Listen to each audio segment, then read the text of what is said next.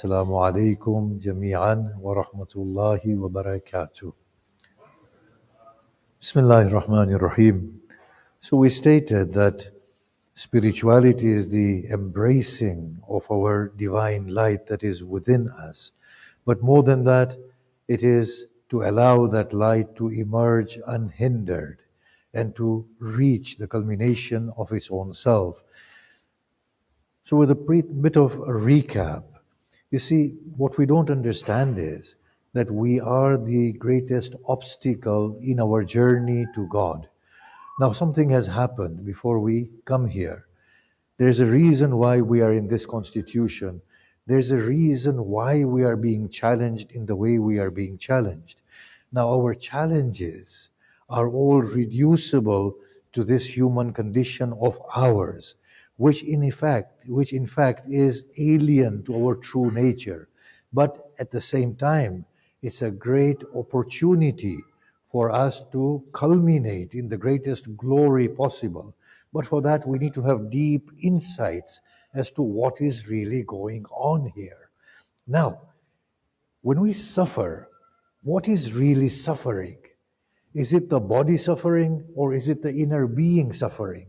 We will see very accurately it's not the body that is suffering, but it is the interaction of the inner being with whatever is happening with the body that is in a state of toil and suffer. And we actually have the propensity of magnifying the suffering. The body might experience danger or pain, but the mind, through its imaginative ability, compounds this danger and this pain to a level unimaginable. And then it suffers as a result of that. Now imagine if I were to know that I'm not this body, and then the body feels pain, my attitude would be one of someone who is at a distance from the body. I will say the body is feeling pain. I am not pained. At that point, suffering will become reduced because the suffering is a psychological condition. Pain, although it's a psychological condition, but it has a physical medium. Now, let's look at more subtle suffering. When people offend us, it pains us deep within our heart. Now, if we were to know that we are not beholden to people and what they say, then that suffering will also not be there, or we will be able to reduce it. Similarly, expectations and failures of expectations, all of these are causing inner suffering. Same is the case with fear. You see, if we were to be able to disassociate in our minds with our bodies, and bodily feelings or feelings generated, emotions generated through the body and the bodily, imagine if we can disassociate from that, fear would go. Why are we afraid? Because there's an inbuilt mechanism within the body that wants to protect it and wants to cause its survival. Now, if I were to know that I am not the body, and in fact, at this age now, no one knows better than me. I'm sounding like Trump now, aren't I? No one knows better than people at my age now, I'll just modify that we are not our bodies. Because if we were, they wouldn't be withering away whilst we are still talking. Can you not see that? So the protection of the body, if we can disassociate with it, then the fear goes with it. Why do you think we are afraid of hell? Because it's a bodily torment.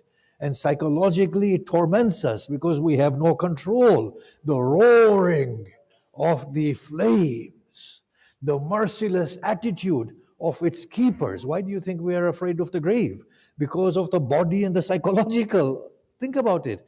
It's a lonely place. I'll be crushed in there.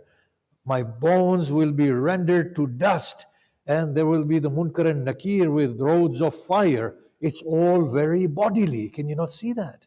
And it's all psychologically then generated, and then we suffer internally. We are petrified. Now look at the result of not disengaging from the body in terms of spirituality. We want to find God to offer us safety in the grave. Can you see that? We don't want to find God because of God. God does not feature in our yearning for God. Our God is by the wayside. Help me when I'm in my grave. So it's not God that we want. It is the safety and security of ourselves or what we have presumed ourselves to be. Can you see that? I want to be freed from hell. Is it because it's a place that is at a distance from God? No. Well, if I be honest with myself, no. I don't even know God the way Imam Ali talks about God. I only want God and I only worship God because I don't want to burn there eternally. I don't want to be frightened. It's not a comfortable state. So you want to go to paradise to meet God? Well, I haven't thought of that yet. I want to go to paradise primarily because I know, I'm talking about myself, yes? Not about anybody else. I want to go to paradise primarily because the other place is not comfortable. I would rather be in paradise as opposed to hell. Now let's be honest with ourselves. Okay, fine. What if you're saved from the other place? Well, then obviously all the beautiful bounties of paradise and me rejoicing in paradise. Well, where is God? I haven't thought of Him as yet. I haven't thought of Him as yet. Now, that's me being very, very transparent and extremely, extremely honest. So, what I'm trying to say here is that our search for God is not the search for God. Our search for God is an insecure person's search for safety. A very deluded, forgive me for this phrase, a very deluded person's yearning for comfort. And that is my search for God. So that's why spirituality cannot work. You see, I know. I don't want to go to hell. None of us want to go to hell. Imam Ali did not want to go to hell. And when the sight of hell is presented to us, we are petrified. I can't deny that. It's terrible. When you experience a bit of hell, it's not nice. It's the worst place ever. Not only the physical fire, but the psychological state in hell. It's not, you cannot bear it. However, I do feel at the same time that if a soul does awaken to God, then by Allah, they can bear that hell. They can bear it. After thinking through it deeply and seeing a bit of what it entails, you know that if you embrace Allah fully, you can bear it, but you can't bear separation from God, and that's the fact. But that is something that we need to awaken to. So now look at our prayers. Allahumma a'tiq raqabati min an-nar. Right? Free my neck from hell, which is a worthy dua. Which is a worthy dua. But maybe that dua was constructed for the initial levels of the wayfarers. That hell is not a nice place, not only because it burns you, but also because it's a place of displeasure of God, and displeasure of God means it's a distance from God. Maybe that dua was constructed as a first step into loving God and knowing God. It wasn't a dua that was meant to be the be-all and end-all of our yearning and search of God. Oh Allah, cause me to enter into paradise. That dua is one step to initiate us into the journey. That if you go to that paradise, then that is a step closer to finding yourself and finding your God. Now look at our duas. Free me from hell. Give me risk. Give me sustenance. These duas and this spirituality was structured so that we may not forget God and become arrogant altogether. Yes? As Pharaoh said, Ana Rabbukumul A'la. Whose are all these springs? Whose are all these lands? So that we may not become filled with haughtiness and pride altogether. So these duas were constructed, but these duas have a deeper meaning within it. But the way we are approaching God is not a way in which a spiritual person approaches God.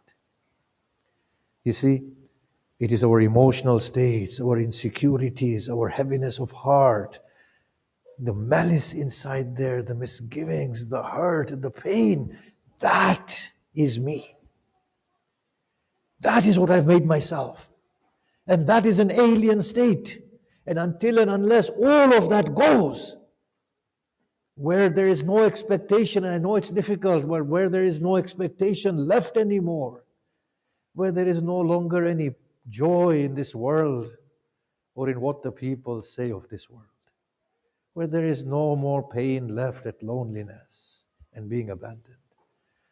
When that state comes, that is when the soul begins to breathe a breath of freedom.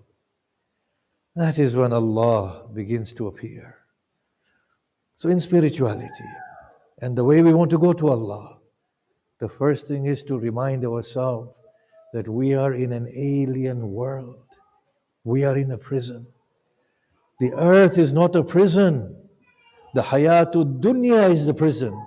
The hayatud dunya is not the people in front of me. The hayatud dunya is what has become inside of me. That is hayatud dunya in there. It's an alien world in which I'm suffering and I am trapped. Let death be the door that opens this hayatud dunya and lets me out. Free me. Let death be the most pleasurable moment. Ali Salamullah said, Allahumma barik li fil maut. Oh Allah, bless me in my death. Because he knew death is the great escape. So this yearning in there for the dunya, living for the dunya, living for God through the dunya, finding a God in the context of the dunya is all hayatul dunya, and it's the biggest pretense and the biggest veil. Whatever I'm doing in the way of God, nothing is for God. Everything is for me. I just say to Allah, Allah, you know who I am, you know what I am, you know how weak I am, and you know my ego is filled with every action. But if you don't accept it, then who will? Then who will? The first thing is, we understand our state of pretentiousness, and we understand hayatul dunya. The second thing is, after that, to allow our minds to understand carefully that there is no agency that we have in this world. لَن يَخْلُقُونَ ذُبَابًا. They will not create a mosquito. وَإِنْ اجْتَمِعُوا. And even if they were all together, that is something that's not going to happen. There is no agency. In your defiance, you don't have agency, let alone in your obedience. Even in your defiance, you don't have any agency. Then you're deluded into thinking that in your obedience you have agency. When the limbs perform a good deed, say to Allah, thank you for making these limbs perform a good deed. Let me not claim any ownership of this good deed. For that is hayatul dunya in there. I know it's difficult to arrive at that point, but we need to constantly remind ourselves in order to rid ourselves of agency. But in the process of knowing that this is a pretentious world and all its preoccupations are pretentious, I used to think that this world is a dominion we need to conquer. The thinking world, bring it to rest. By Allah, I could not have been wrong. It is this world. My God, you can conquer the kingdom of Solomon. Conquering this here is so difficult. It is not possible unless Allah puts us to death, unless Allah crushes us and breaks us, tears us into pieces, constructs the tests that He constructs, and so subtly destroy us. By God, there will be moments in your life when you shall fall to your knees and you shall say, "Oh Lord, the warrior comes to you as a beggar today." That is how he will break inside. And as he breaks, rejoice at the pain. As he reduces us to nothing, thank him, for he is claiming his own back. How he breaks his Hussein. How he breaks his Hussein. I did not think there could be a test beyond Abbas that breaks his back. Hussein could not imagine a test beyond his Abbas, beyond the chest of Akbar. Yet he is not broken. And then the lion is brought to his knees under the weight of a weightless child. It is here that Hussein is destroyed fully. It is here that the radiance appears upon his being, it is here that God claims his own. So we remind ourselves of our nothingness. Once we remind ourselves of our nothingness, then we take a small step in the dominion of God. Then we arrive at his threshold. And innocently, like children, we begin to tread the path. We have nothing to our claim. Everything is his. And this is where Mawla Ali cries out, إن أخذتني بجرمك إن أخذتني بجرمك أخذتك بعفوك. Oh Lord, I have nothing to my claim. If you seize me by my crimes, then I shall take you to account, or I shall hold you to your pardoning. If you bring me to account by my sins, then I shall hold you by your forgiveness. Oh Lord, I know I have nothing anymore. And I come to you in this state, but I come like an innocent child. And I implore you like an innocent child. This is the state of innocence that prevails upon the heart when we engage with God after that. What that does is, it opens the heart and it allows for the emergence of the beauty of God. Because at this point, God becomes the utmost beauty that we yearn for from within ourselves. But that beauty cannot arrive by us trying to emulate God. It can only arrive when we let go of ourselves and begin to flow with God. You know, we talk about morality, do the right thing, not for the sake of a reward, but for the rightness of that thing. This is not the way of spirituality. The way of spirituality is do the right thing because it is pleasing to the beloved. You know, when we talk about virtues, become truthful, become courageous, because it's a spiritual quality, I'll say no. Become virtuous because that is being God-like. That is allowing the emergence of God through us. The actions become spiritual actions. Morality becomes spiritual morality. Virtues become spiritual virtues. But not because of paradise, want of paradise. Not because it is the right thing to do, but because it is pleasing to my beloved. And I will not question my beloved. This, therefore, brings us into the folds of loving God. You see, the thing about loving God is that whenever we begin to love, there are two ways we can love. Either we can love through the ego, or we can love selflessly. It is depicted by the love of Abraham and Iblis. Iblis loved God, no doubt, and we know that. But Iblis loved God through his own ego, that he would not withstand anybody else being favored beyond him. And you know, you can sympathize with Iblis, La'natullah alayh, whatever he is, you can sympathize with him. And by the way, I'm just wondering this Ramadan, you know, I'm thinking very deeply. Iblis is locked up, right? Shaitan. And I'm truly finding that Shaitan is not locked up. So it is not the Shaitan that we think is the Shaitan. Really, Shaitan is something else altogether. We made the same mistake that Iblis has made, and as a result we are here. You know that?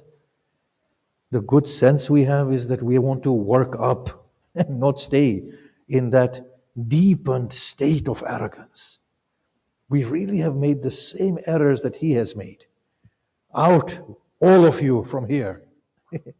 That is our starting point before we descended here. Think about this carefully.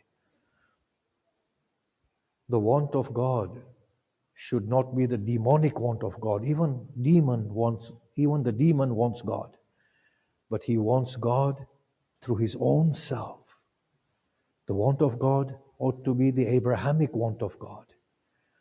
Jibreel comes to Ibrahim after a lengthy period of trials and tests, and says, Ibrahim, God wishes to take a friend upon the earth. He wishes to befriend a person. Now I often pause at this point and I ask myself, if Jibreel comes to me and says, Arif, Allah wishes to take a friend, then my natural desire would be, Jibreel, tell me that I am his friend. But Abraham is told this. And Abraham says, Jibreel, lead me to the friend of God that I may serve him. Jibreel smiles. He said, it is because of this that he has chosen you as his friend.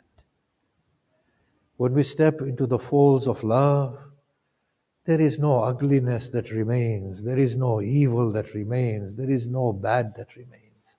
There is no judgment that remains within the soul. It's all gone. These are all the spectacles of my beloved. I love them all. When we arrive there, of course, we will still feel hurt. We will still feel grudges. We will still feel malice. But if we can persevere with the other state, the deeper state, then it becomes easier to let go of expectations, of malice, of grudges, of ill feelings, of love of this world, of the excessive joy that it brings, of the excessive grief that it brings. It becomes the amazing world. Oh Allah, it was yours. To you it has returned. How beautifully Hussein embraces Hur and says, not only I, but my God forgives you, O Hur, for Hussein no longer sees from the eyes of Hussein. He sees from the eyes of the divine.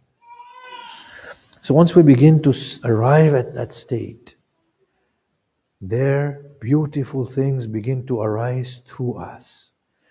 Now here things begin to change totally. Generosity is no longer giving excessively. Generosity is the inner attitude.